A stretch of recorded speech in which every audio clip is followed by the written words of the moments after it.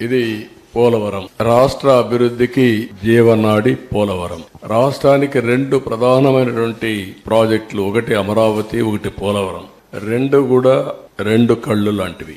ఈ రెండు ప్రాజెక్టులు గాని మనం పూర్తి చేసుకుంటే విభజనలో జరిగిన అన్యాయాన్ని గాని మనం ఏ విధంగా నష్టపోయామో ఆ నష్టాన్ని పూడ్చుకునే అవకాశం ఉంటుంది.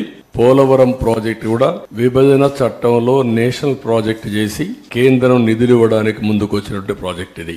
నదుల అనుసంధానానికి గుండె పోలవరం. ఇటువంటి పోలవరానికి జగన్ ఒక శాపంగా మారాడు. ఏ విధంగా శాపంగా మారాడు? ఏ విధంగా ఒక క్షమించరాని నేరం, జాతికి జరిగిన విద్రోహం. దీన్ని ఎవరైనా సరే రాజకీయాలకు అతీతంగా, కులాలకు అతీతంగా, మతాలకు అతీతంగా, ప్రాంతాలకు అతీతంగా నిర్మోహమాటంగా ఖండించాల్సిన అవసరం ఉంది, నిలదీయవలసిన అవసరం ఉంది.